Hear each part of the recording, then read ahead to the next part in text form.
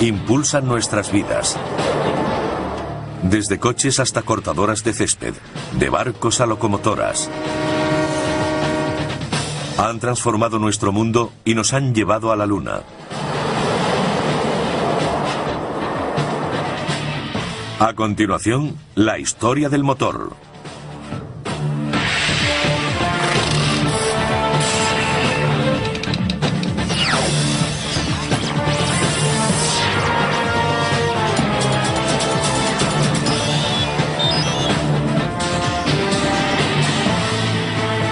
Maravillas modernas. Durante 3 siglos, estos ingeniosos diseños han sido la máxima expresión de la búsqueda de la excelencia técnica. Y a través de muchas generaciones de progreso tecnológico, han tenido un profundo efecto en nuestra forma de trabajar y viajar. La máquina de vapor reemplazó al caballo. Los motores eléctricos y de gasolina sustituyeron a la máquina de vapor. Más tarde, el reactor llevó las cosas a un nivel superior.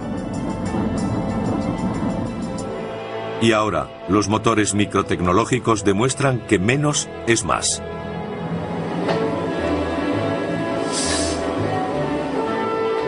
Este proceso de siglos se inició cuando la máquina de vapor marcó el comienzo de la revolución industrial. Liberó a la humanidad de su total dependencia de fuentes primarias de energía, como el viento, el agua y el músculo. Las máquinas de vapor se usarían para impulsar maquinarias de fábricas, trenes, barcos, tractores y automóviles. El primer medio de transporte que utilizamos fueron los animales. Cuando se inventó la máquina de vapor, pudimos mover más volumen, más rápido y de forma más segura que cuando se hacía con animales. Eso fue un cambio enorme. La gente se sentía menos atada a las pequeñas ciudades. Podían vivir en el campo y seguir conectados con la ciudad. En un motor de émbolo, el vapor entra por un extremo en el cilindro y lo empuja hacia atrás. Luego entra por el otro extremo, empujándolo hacia el lado contrario. El vapor se genera en una caldera, un recipiente metálico donde se calienta el agua usando madera, carbón, aceite o gas natural como combustible. Una turbina de vapor es como un molino, con la diferencia de que sus aspas son movidas por vapor a alta presión en lugar de viento. Aún hoy, las turbinas de vapor son muy utilizadas. De hecho, se emplean para generar la mayor parte de la electricidad que consumimos. El científico griego Herón de Alejandría construyó la primera máquina de vapor del mundo hace unos 2000 años. Básicamente se trataba de una esfera metálica con 2 boquillas opuestas. Cuando se introducía vapor en la bola, ésta daba vueltas. Herón expuso su invento en el Serapion, un museo de Atenas, donde entretuvo a los visitantes durante años, aunque solo fue considerado un juguete interesante. En 1705, 2 ingenieros británicos, Thomas Avery y Thomas Newcomen, crearon una gran máquina de vapor que podía utilizarse para bombear el agua de las minas de carbón inundadas. Empleaba un émbolo que subía y bajaba dentro de un cilindro hueco.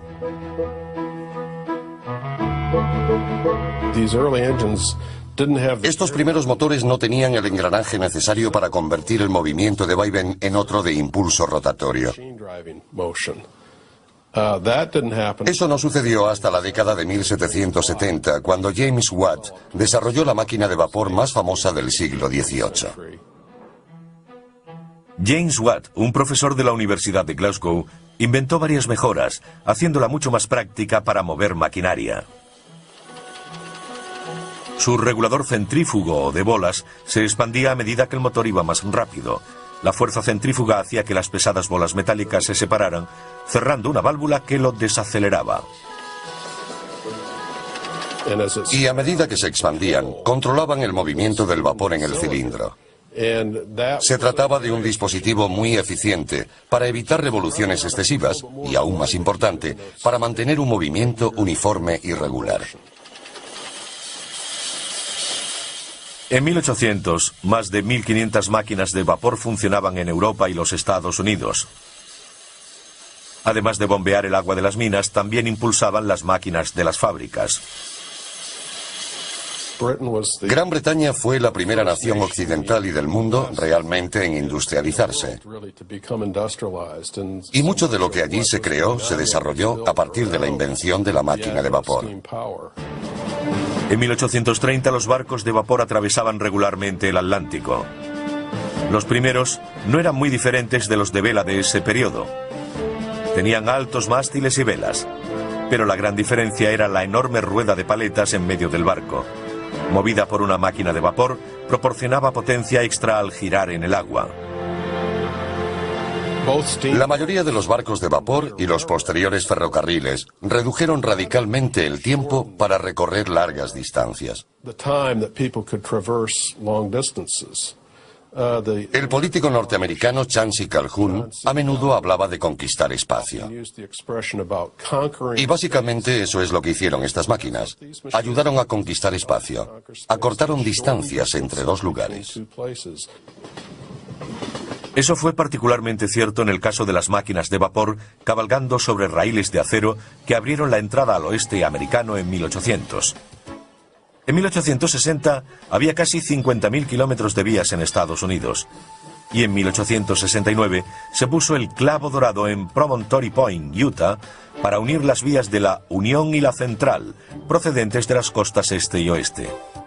En Norteamérica la mayoría de los trenes de la época eran tirados por locomotoras 440 con 4 ruedas conductoras y 4 motrices. Pesaban 50 toneladas. Otra importante aplicación fue en la maquinaria agrícola. En el campo, uno podía quemar paja para su maquinaria agrícola, madera, incluso carbón. La máquina de vapor era muy adaptable y aceptaba cualquier combustible.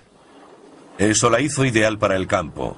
Enormes tractores de vapor comenzaron a transformar la agricultura a finales del siglo XIX. Fue una época en la que términos como bestia, leviatán y otros parecidos fueron muy utilizados. Algunos de estos motores pesaban de 10 a 20 toneladas. Eran enormes. A mediados de siglo, un norteamericano, George Corliss, desarrolló la más importante máquina de vapor desde James Watt. Su nuevo sistema de regulación le permitía funcionar a un ritmo constante, haciéndolo ideal para la industria textil.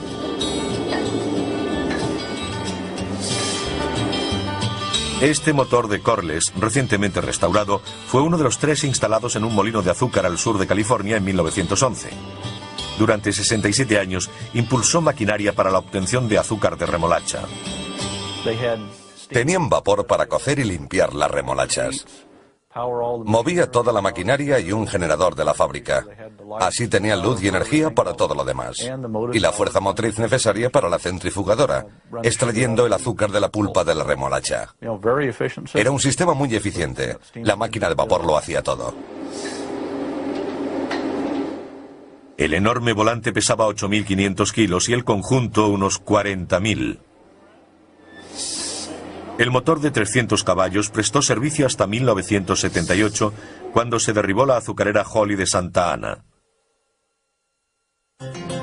Un tipo completamente nuevo de máquina de vapor sin pistones fue presentado por 2 ingenieros a finales de 1800. Charles Parsons, de Gran Bretaña, y Carl de Leval, de Suecia.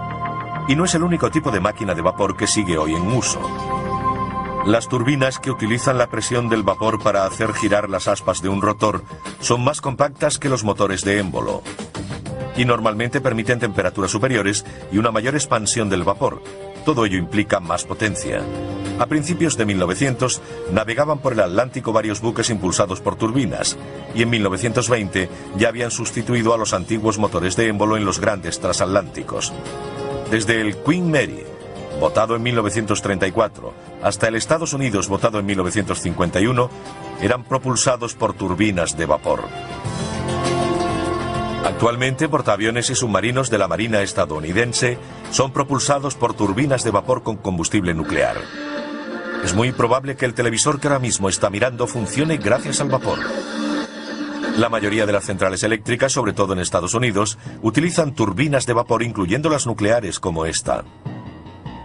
El generador de la central eléctrica de hecho es de vapor, sea su fuente de calor de origen nuclear, carbón o gas natural, se trata de una máquina de vapor. Resulta algo irónico que todavía usemos una tecnología que fue inventada hace casi 200 años. El agua circula a través del núcleo, adquiere el calor de la fisión y llega hasta los generadores de vapor, donde se convierte en vapor al instante. A continuación recorre los conductos de vapor hasta la turbina principal y la hace girar para producir electricidad. Puede que las turbinas tengan vigencia, pero los motores de émbolo llevan mucho tiempo en silencio. En Estados Unidos no se fabrican desde los años 50.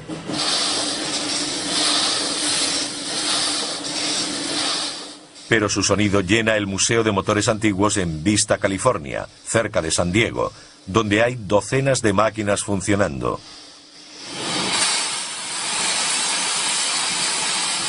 En su día fueron impresionantes imágenes de una potencia sin precedentes. Pero hubo grandes errores que convirtieron a estos enormes monstruos en dinosaurios. La transferencia de calor es un proceso lento, y en las máquinas de vapor hay que transferir el calor desde un fluido caliente, concretamente gases de combustión, al fluido que realmente produce la potencia, el vapor.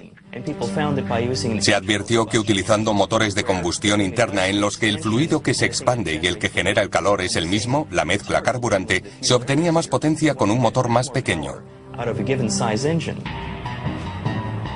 Pero antes de la aparición del motor de combustión interna, surgió otra nueva máquina para ayudar a mover el mundo que no quemaba combustible. A continuación, el eléctrico se gana un lugar entre los motores del mundo. Cuando se extendió el uso de las máquinas de vapor a principios del siglo XIX, eran muy potentes. Pero esa potencia tenía un precio. También eran muy peligrosas. Para obtener la máxima potencia, sus calderas tenían que contener vapor a altas presiones, y no siempre estaban a la altura. En el siglo XIX había problemas con las explosiones de calderas. Solían ocurrir accidentes en los que moría mucha gente. Robert Sterling, un clérigo escocés, estaba cansado de ver a sus parroquianos resultar heridos o muertos por explosiones de máquinas de vapor. Así que decidió hacer algo. Mitad inventor, mitad predicador. Un hombre renacentista, fue un tipo increíble. Sterling desarrolló un motor totalmente nuevo, en 1816, al que llamó de aire caliente. Hoy es conocido como motor Sterling. Los motores que desarrolló eran de baja presión. En su interior no había nada a alta presión que pudiese explotar, incluso si la máquina se estropeaba. Los motores Sterling funcionan calentando una parte del mismo motor y enfriando otra. En su interior hay un mecanismo que hace circular el aire entre el lado caliente y el frío. Cuando está en la parte caliente, el aire se expande y empuja un pistón. Y cuando pasa por el lado frío, se contrae tirando del pistón. Pero había un problema con el invento del reverendo Sterling. Los metales utilizados en el siglo XIX no aguantaban bien el calor para que fuese tan duradero como la máquina de vapor. Los metales no aguantaban la alta temperatura de la llama continua. La caldera es la parte de la máquina de vapor que está expuesta a la llama continua, mientras que en el Sterling es el cilindro, una parte diferente. Pero con la metalurgia moderna, algunos creen que el motor Sterling ahora podría ser viable. Brent van Arsdell fabrica pequeños motores de demostración que revelan las capacidades del invento del reverendo Sterling. Uno de ellos funciona con el calor desprendido de una taza de café. Pero lo más sorprendente es que también funciona con el aire frío de un cuenco lleno de hielo. Todo lo que necesita es una diferencia de temperatura. Lo único que hay que hacer es mantener una parte fría y la otra caliente. Funcionan en cualquier sitio donde sea posible mantener la diferencia de temperatura. Este motor Sterling puede funcionar con el calor de la palma de la mano. Durante décadas se ha intentado poner motores Sterling en vehículos y aún no es viable. Son caros, mucho más que los alternativos de gasolina o diésel. Y es muy difícil que sean eficientes debido al continuo cambio de régimen, ya que el conductor va reduciendo o acelerando. Eso dificulta el rendimiento permanente del motor, especialmente en un Sterling. El vapor y los motores Stirling del siglo XIX pronto tuvieron un nuevo competidor que ayudó a impulsar la revolución industrial. Y hoy aún sigue con nosotros. No tenemos máquinas de vapor en nuestras casas, pero sí muchos aparatos eléctricos. Mire a su alrededor, verá que tiene cantidad de ellos. Relojes, aire acondicionado, equipos de música, vídeos, ventiladores, aspiradoras, batidoras. Y por supuesto no olvidemos el cepillo de dientes. Todos son accionados por motores eléctricos. Sin ellos ni siquiera podríamos hacer esta entrevista. Más valdría quedarse en la cama, salvo que uno quisiera volver a los días de los carros y los caballos. A diferencia de la mayoría de los motores que utilizan algún tipo de combustión para crear calor, el eléctrico funciona por un principio completamente diferente. Cuando la electricidad fluye a través de un cable, se crea un campo electromagnético. Ello significa que temporalmente ese cable se convierte en un imán, y cuando se corta la electricidad deja de serlo. Si se conecta al revés, se invierten los polos. Y esto es lo que repetidamente hace un motor eléctrico usando la fuerza magnética para crear movimiento. Crea un campo magnético. Se mueve como Doug y yo lo estamos haciendo. La corriente pasa por el campo magnético y por la bobina, haciendo que esto gire. Naturalmente, los motores eléctricos necesitan electricidad. Así que su historia comienza con los pioneros de este campo. En 1824, Michael Faraday patentó la corriente continua y su motor. En 1888, el excéntrico genio Nikola Tesla patentó la corriente alterna y el suyo. Hoy en día ambos están en uso. Si funciona con pilas es de corriente continua, si se enchufa en la pared es de corriente alterna. Tesla fue el primero que introdujo el concepto de corriente alterna, que consiste en el cambio de polaridad 50 o 60 veces por segundo.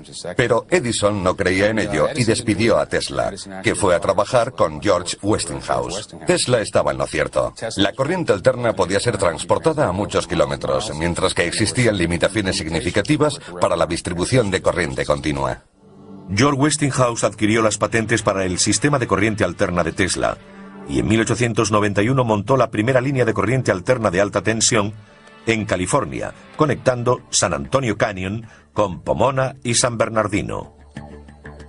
En 1894, Westinghouse empezó a fabricar otro de los inventos de Tesla, el motor de corriente alterna. Los primeros equiparon a algunos de los coches primitivos junto con las máquinas de vapor y los motores de combustión interna que usaban combustible como la gasolina para mover un pistón. No creo que nadie supiera, al menos durante la primera década de la existencia del automóvil, cuál sería el ganador. Alrededor de 1912 finalmente se impuso el motor de combustión interna. Irónicamente, gracias a la adición de uno eléctrico, al que se llamó motor de arranque. Esa era exactamente su función, dar el primer impulso a los pistones sin que el conductor saliese despedido, o peor. Hasta entonces había que hacer girar el motor para que arrancara. No solo era difícil, sino peligroso. Podía romper con facilidad los huesos del brazo, y si daba un tirón de la persona, podía hacerle mucho daño. Sin embargo, el motor de arranque lo cambió todo, marcando la desaparición del automóvil eléctrico y el de vapor. Como con la manivela, el motor de arranque iniciaba los ciclos de compresión y combustión necesarios para que el motor funcionase por sí solo. Algunos de los mayores motores eléctricos se hicieron para los ascensores. En 1933, Westinghouse construyó los más rápidos del mundo para el Rockefeller Center de Nueva York. En 1972, instaló los ascensores en el que era por aquel entonces el edificio más alto del mundo, la Torre Sears, en Chicago. En la década de los 90, el motor eléctrico regresó al mundo automovilístico cuando la General Motors presentó el EV1. Muy ligero de peso y con un fuerte chasis rígido, además tenía una de las carrocerías más aerodinámicas jamás fabricadas. Hay quien dijo que fue construido como un avión más que como un coche. Fue un fracaso y se canceló su producción en el 2000. Como sucede con todos los coches eléctricos, el problema es su limitada autonomía entre recargas. Si uno tiene prisa y solo puede recorrer 160 kilómetros parando 8 horas para recargar la batería, mejor se compra un carromato. No creo probable que en 10 o 20 años los vehículos eléctricos compitan con los estándar. La tecnología de las baterías no es lo bastante buena y cuesta mucho, aplicada a la escala que requiere la cantidad de energía necesaria para propulsar un vehículo. Si se redujera su tamaño y aceptásemos una autonomía limitada, los coches eléctricos podrían resultar interesantes, porque realmente no producen emisiones cuando circulan. Puede que ellos no contaminen, pero sí ocurre donde se genera la electricidad que necesitan para recargar sus baterías, ya que la mayor parte proviene de centrales que queman combustibles fósiles. Como los vehículos eléctricos precisan baterías de duración limitada o líneas aéreas a las que conectarse, han tenido más éxito en el transporte público que en el privado. Ciudades como Los Ángeles introdujeron los primeros tranvías eléctricos a principios del siglo XX. Y en algunas ciudades todavía existen. Prácticamente todos los sistemas de metro y de transporte ferroviario ligero usan motores eléctricos. ¿Por qué llamamos motores eléctricos al resto de máquinas que impulsan nuestra vida cotidiana? Ese es un tema de debate, una discusión que podría mantener a científicos e ingenieros ocupados durante horas. A veces se refieren a él como el gran debate. No creo que haya una respuesta clara. Técnicamente usamos la palabra motor para designar a un dispositivo que toma energía de alguna fuente, como un combustible, y la convierte en energía que podemos utilizar para accionar algo. Personalmente, cuando pienso en un motor, lo hago en uno térmico. Yo soy termodinamicista y me refiero a motores térmicos. Incluso en la industria hay muchas incongruencias respecto a la nomenclatura. Yo no llamaría motores a los mecanismos básicos como los eléctricos. ¿Y cómo explicaríamos el nombre de los fuera borda que llevan motores en su interior? Es una buena pregunta. Nunca he dicho que fuésemos coherentes en cuanto al uso de esos términos. En la automoción, un motor puede ser una máquina eléctrica o de combustión interna. Entonces, ¿cómo llegó Detroit a convertirse en la ciudad del motor? Otra buena pregunta. A continuación, el motor de combustión interna crea una industria nueva en Motown, y el mundo se vuelve loco por el automovilismo. En hora punta, en una ciudad como Los Ángeles, resulta terriblemente obvio cómo el motor de combustión interna cambió el mundo. La próxima vez que se encuentre en un atasco como este, piense en Etienne Renoir. Él diseñó el primer motor de combustión interna en 1860. Como las primeras máquinas de vapor, fue desarrollado para bombear el agua de las minas de carbón inundadas. Todo un éxito, se vendieron unos 5.000. En 1876, 16 años más tarde, Nicolaus Otto patentó el primer motor de 4 tiempos de combustión interna. Se utiliza en casi todos los coches actuales, por lo que deberíamos hablar de industria automovilística. Aún hoy, utilizamos el mismo ciclo de 4 tiempos y apenas lo hemos modificado.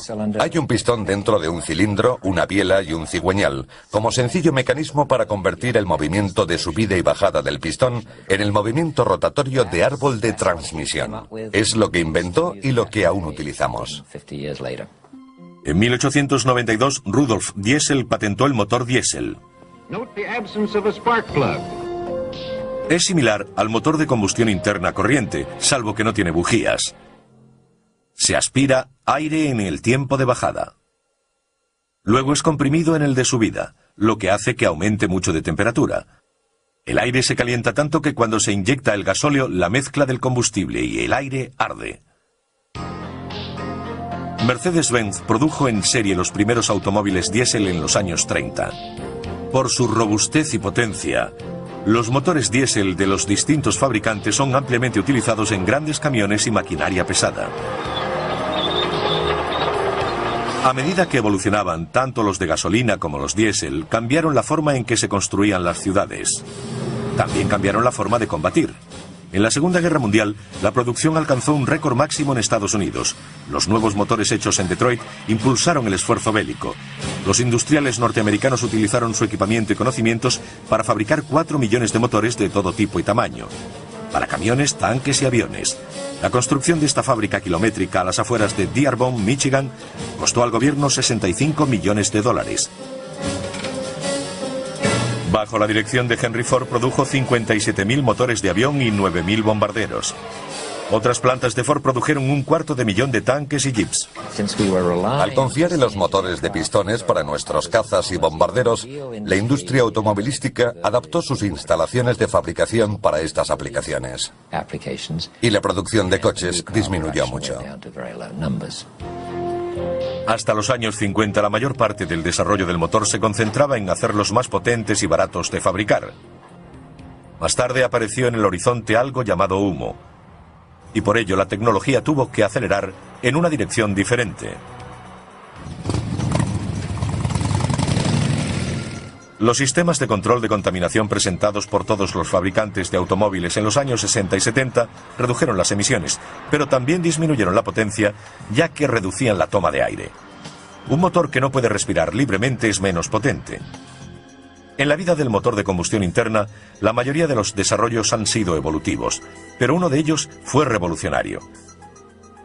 El inventor alemán Felix Wankel ideó un diseño nuevo y sencillo en 1924. Pero hasta 1957 no se construyó el primer motor rotativo Wankel verdaderamente funcional. Era una innovación espectacular. Gracias a su movimiento giratorio, en vez del de subida y bajada como el de pistones, reducía drásticamente la vibración. A lo largo del tiempo, mucha gente ha intentado idear una geometría mejor. Hay algunos aspectos negativos en esta sencilla disposición de cilindro, pistón y biela. La masa se mueve arriba y abajo, y de esa forma es difícil evitar la vibración resultante. Pero hasta ahora, con la sola excepción de Wankel, nadie ha inventado una geometría que alcance producción mundial. Es este rotor de forma más o menos triangular el que se mueve dentro de un contenedor, pero no simétricamente. Está descentrado, y al girar, el rotor triangular comprime o expande, igual que el pistón con su movimiento de subida y bajada en el cilindro. Me siento muy unido al motor rotativo, sin duda alguna. Kobi Kobayakawa, jubilado recientemente, dirigió el proyecto del gran éxito de Mazda, el RX-7 con motor rotativo.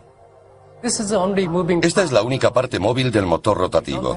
No tiene válvulas de admisión o escape ni árbol de levas. Básicamente solo hay dos partes móviles, los dos rotores. En cambio, en un V6 están los pistones, las bielas, las válvulas y el árbol de levas. Puede haber unas 50 piezas móviles. En 2001, Mazda completó el desarrollo de un nuevo modelo de motor rotativo llamado RX-8. Puede parecer pequeño, pero con sus 255 caballos puede competir con otros mucho mayores de pistones. Es el único coche de serie que carece de pistones.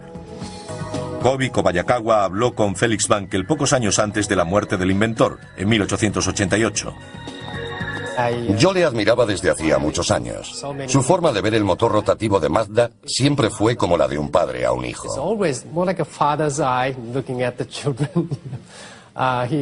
Era muy amable y estaba muy contento con el esfuerzo llevado a cabo por Mazda y los resultados obtenidos con el motor rotativo. Felix Wankel estaría orgulloso de que la idea innovadora que tuvo en 1924 siga girando. A continuación, diminutos ingenios que hacen que un ácaro del polvo parezca un monstruo. Recibe el nombre de microtecnología y es lo más pequeño en máquinas y motores.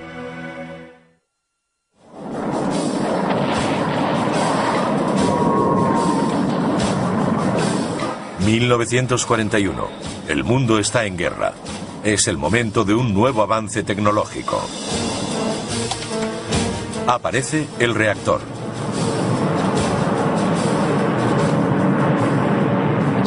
El motor a reacción es una turbina de gas. La rápida expulsión de los gases de escape por detrás proporciona el impulso. El compresor y la turbina comprimen los gases para suministrar el flujo a alta presión que es necesario expulsar, y la turbina suministra la energía necesaria para accionar el compresor. La restante es para la impulsión. Imaginemos que estamos haciendo galletas de una en una. Ponemos una pequeña cantidad de masa en una bandeja, la metemos en el horno, esperamos a que se haga y la sacamos.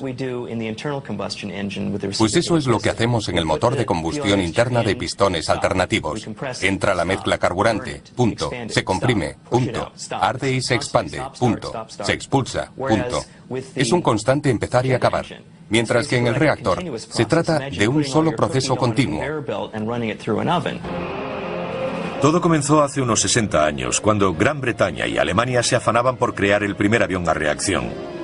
En 1941, Alemania fue la primera con un caza prototipo, el AG-280.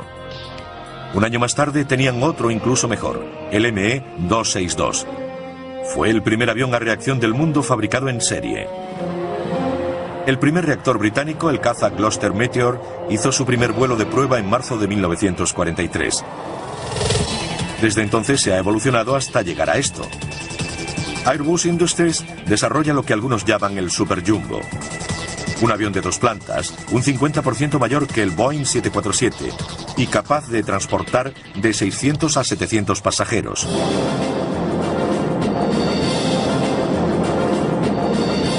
Al principio de su desarrollo, los cohetes y los motores a reacción estaban estrechamente relacionados. La gente hacía poca distinción entre ellos. Un cohete es parecido a un reactor, a diferencia de que lleva su propio suministro de oxígeno para la combustión. Los aviones a reacción toman el oxígeno del aire. Los cohetes lo obtienen del tanque de oxígeno que llevan a bordo, lo que significa que pueden volar por el espacio, donde no hay oxígeno.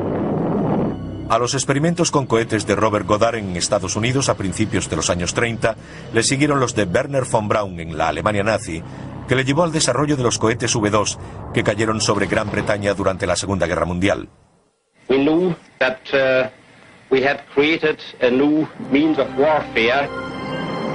La tecnología de cohetes de Goddard y von Braun permitió futuros desarrollos como la ruptura de la barrera del sonido por Chuck Yeager en 1947, el lanzamiento del satélite ruso Sputnik en 1957 y el alunizaje del Apolo 11 en 1969. Hoy los 3 cohetes principales que impulsan la lanzadera espacial originan un empuje equivalente a 37 millones de caballos. Es lo que producirían 23 presas Hoover juntas. Los motores consumen casi 250.000 litros de hidrógeno líquido por minuto. Son móviles y se utilizan para controlar la lanzadera durante el vuelo. También proporcionan empuje adicional durante el lanzamiento, complementando a los 2 enormes cohetes propulsores que caen al mar tras el despegue. Durante décadas, los nuevos avances tecnológicos han llevado a la creación de mayores motores. Pero uno de los campos de investigación actuales más excitantes implica la creación de unos diminutos que caben en la punta de un dedo. La microtecnología es un área de investigación en creciente expansión que surge a partir de la miniaturización de los componentes electrónicos. Algunas de estas técnicas se usan para construir motores microtecnológicos. Hay muchas ventajas en reducir el tamaño de las cosas. Al miniaturizar algo, el peso baja, la dimensión elevada al cubo. Pero la fuerza propulsora disminuye a la dimensión al cuadrado.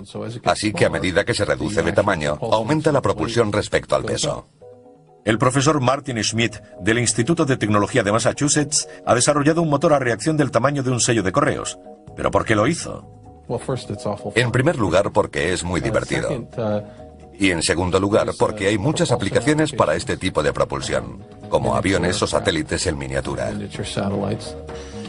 Los diminutos motores a reacción del profesor Schmidt funcionan exactamente igual que los de un Boeing 747. Este sería un motor de turbina, donde el aire accedería a través del hueco central. Luego se inyectaría el combustible por una serie de puertos que hay aquí. El aire y el combustible se mezclarían a través de un compresor en un volumen de combustión que está alrededor, en esta parte. Y luego pasaría a través de la turbina para acabar siendo expulsado por aquí. Dentro se encuentra este pequeño disco que gira a 1,5 millones de revoluciones por minuto.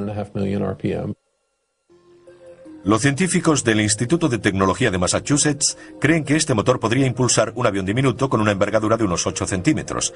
Cientos de estos baratos microreactores desechables podrían servir para misiones de reconocimiento de las Fuerzas Armadas o para el estudio climático. Otra aplicación en la que los científicos tienen grandes esperanzas es la generación de electricidad para sustituir a las pesadas y menos eficaces baterías de los ordenadores portátiles, por ejemplo. Algunos científicos trabajan en nuevos conceptos de micromotores que aún no existen a tamaño real. Nuestro objetivo es crear un dispositivo del tamaño de un botón que esperamos genere unos 50 milivatios, suficientes para alimentar un teléfono móvil o una agenda electrónica. Varios juntos servirían para un ordenador portátil. Si tomamos una mezcla de aire y combustible, la introducimos en el centro de la espiral de intercambio de calor y la quemamos, podríamos utilizar gases resultantes de la combustión para precalentar la mezcla entrante. Se puede obtener combustión en situaciones donde no haya llama. Si ponemos en estas paredes dispositivos llamados materiales termoeléctricos, podríamos utilizarlo para generar energía eléctrica. Algunos motores microtecnológicos tienen engranajes del tamaño de un grano de polen y dientes del tamaño de un glóbulo rojo. Si se quiere hacer que uno microtecnológico parezca grande, solo hay que ponerlo junto a otro nanotecnológico. Las nanomáquinas son tan pequeñas que ni siquiera pueden verse con un microscopio. Nano significa una milmillonésima, así que aquello que mida la milmillonésima parte de un metro tendrá un nanómetro, algo a menudo discutido. Si ponemos 10 átomos en fila, esta medirá alrededor de un nanómetro. Los orígenes de la nanotecnología se remontan a 1959, cuando el desaparecido científico Richard Feynman dio una conferencia legendaria en el Instituto de Tecnología de California. La tituló «Hay mucho sitio en el fondo». Si profundizamos lo suficiente, todos nuestros dispositivos pueden ser producidos en serie a fin de ser copias absolutamente perfectas unos de otros. Quiero construir 1000 millones de fábricas diminutas, exactamente iguales, que trabajen simultáneamente taladrando, estampando. El asunto consistía en hacer las cosas cada vez más pequeñas. Y él no veía ninguna violación de las leyes físicas, por ejemplo, la de la termodinámica, para crear cosas realmente pequeñas. Es mi intención ofrecer un premio de $1000 a la primera persona que construya un motor eléctrico operativo de 0,2 centímetros cúbicos. El premio fue reclamado hace años, pero el profesor Ross Kelly de la Universidad de Boston quiso superar el desafío de Feynman. Pretendemos crear una especie de molécula que es mucho más pequeña que la medida que él fijó. Así, 40 años después, intentamos dar una respuesta final al desafío, haciéndolo a la menor escala posible. El profesor Kelly tuvo éxito al manipular 78 átomos para crear un motor consistente en una sola molécula personalizada. El diseño original, que por supuesto es mucho más pequeño que esto, consta de dos partes. Una giratoria que parece un engranaje con 3 aspas y otra que hace las veces de trinquete. Se suponía que debía rotar así. Cada esquina representa un átomo de carbono con uno de hidrógeno, que está conectado a la esquina siguiente por un enlace entre los 2 átomos de carbono.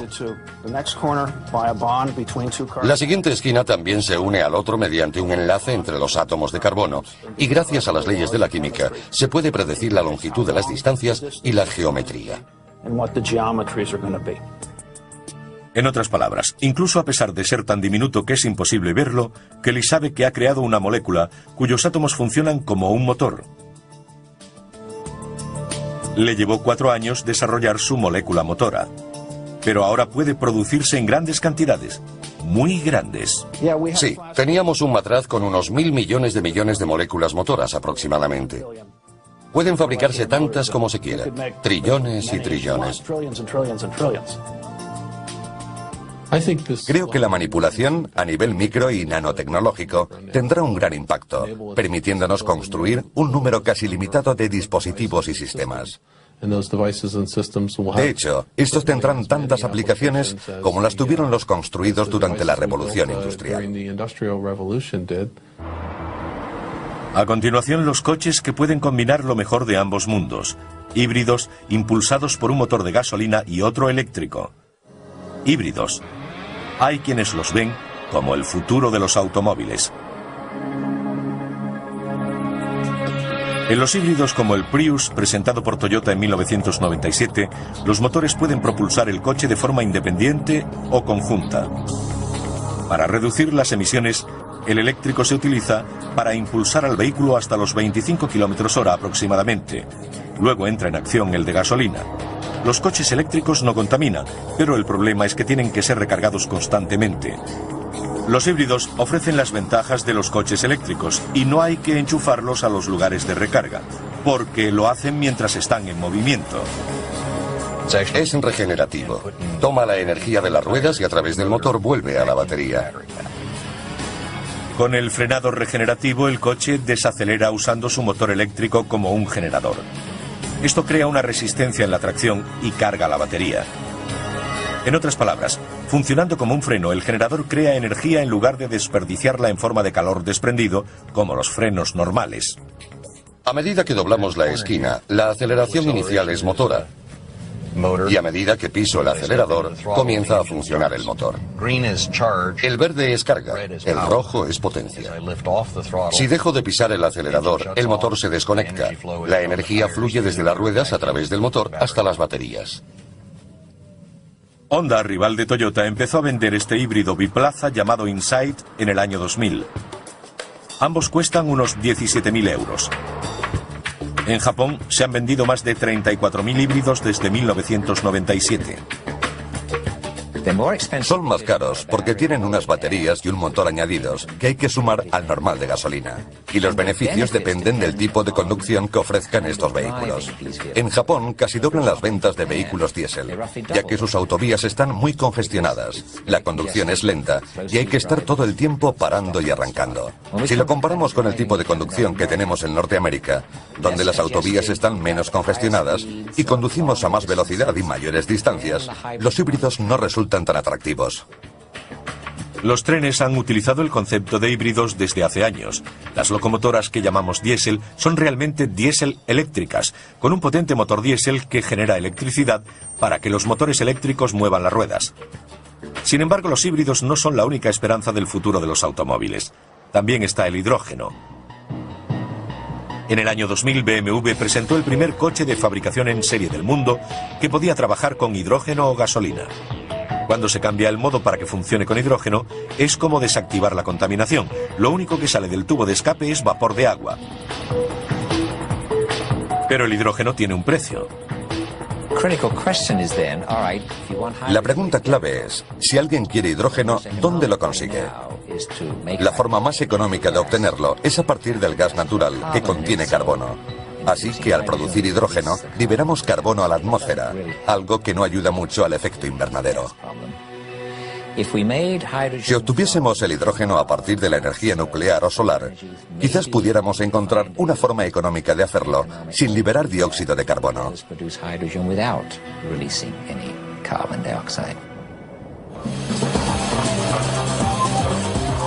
Desde las máquinas de vapor hasta los motores Stirling, de los pistones a las turbinas. Estudiar la historia de la tecnología del motor es un peregrinaje gratificante. Un viaje al panteón de los mayores logros tecnológicos del hombre.